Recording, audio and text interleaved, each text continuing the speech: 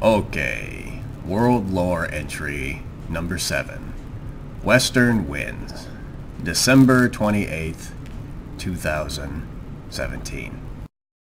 Oh, let's reveal the hidden contents. Chromatics into black.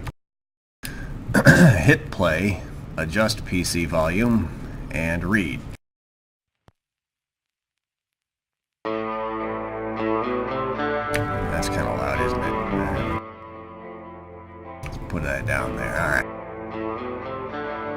A civilization which leaves so large a number of its participants unsatisfied and drives them into revolt, neither has nor deserves the prospect of a lasting existence. A quote by Sigmund Freud.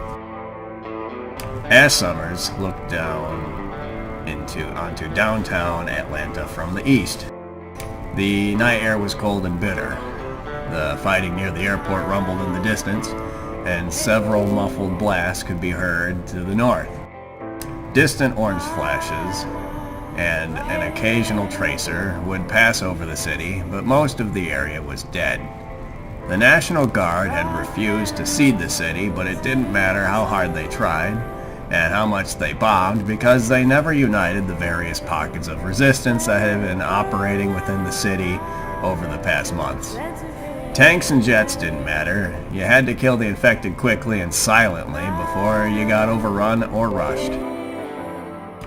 The apartment she was in was very cosmopolitan and modern, and she stood up on the vined terrace and overlooked the deck of the third floor. The boys below joked and chucked a piece of trash into the fire. Their weapons were laid out on a couple of folding tables alongside a couple of grenades and other equipment. Ash's father was an officer in the Atlanta Police Department and had gone away the day after Christmas with some soldiers and a couple of volunteers to help a family that was trapped in a car garage. She had talked to him on the radio several times, and she wasn't worried. That biting fear that used to hit her every time her father would go out and help had subsided as she had gained more strength and had grown in the past months. That perseverance had helped bring them to this neighborhood along with others, a place that was safe and out of the way for the time being.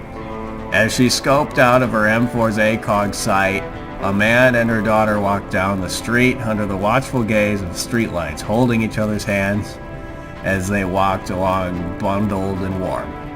A light came on the adjacent residential buildings as laughter could be heard. Laughter. In and of itself, it was meaningless. It didn't put food on the table or protect anybody, but it represented something more powerful and elusive. A car drove back towards the east and honked its horn at a dog that had run across the road. A couple of uniformed army soldiers switched out of their guard posts at the edge of the perimeter. The off-duty soldier trudged down a set of stairs and into the barracks below.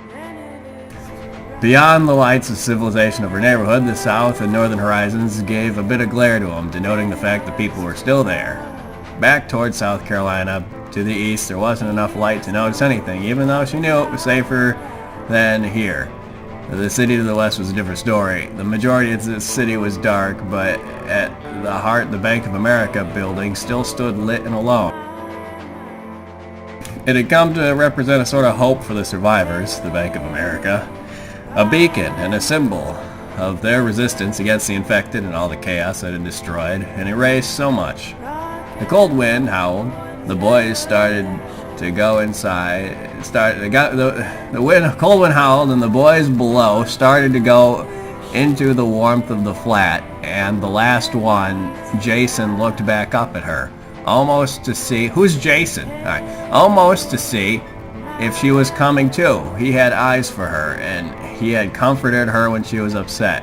Before she learned to deal with the underlying fear that would strike every time her father would leave, she winked at him and smiled back, and he smiled back at her as he went back inside through the sliding door.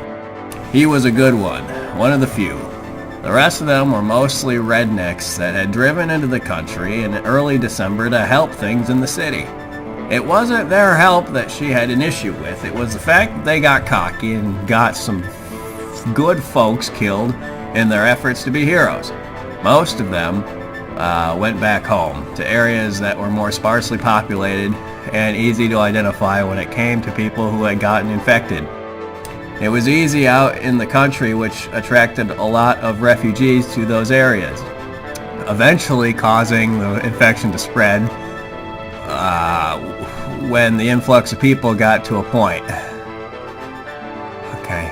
People had started getting careful about who they let in and who they helped. That same phenomenon occurred in Atlanta. The early days were hard. The fight was tough and losses were painful, but things had calmed down to a point of control. Mass human hysteria and movement had largely ceased. The line between civilization and chaos had been blurred. Up I-85, some rest stops, exits, and the towns connected to them were overrun and dark.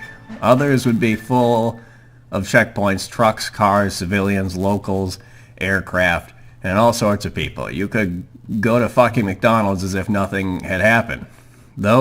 People in those areas still went home at night and still collected paychecks. Some kids went to school.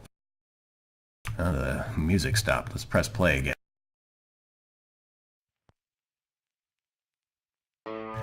It was a crazy, fucked up Twilight Zone in places.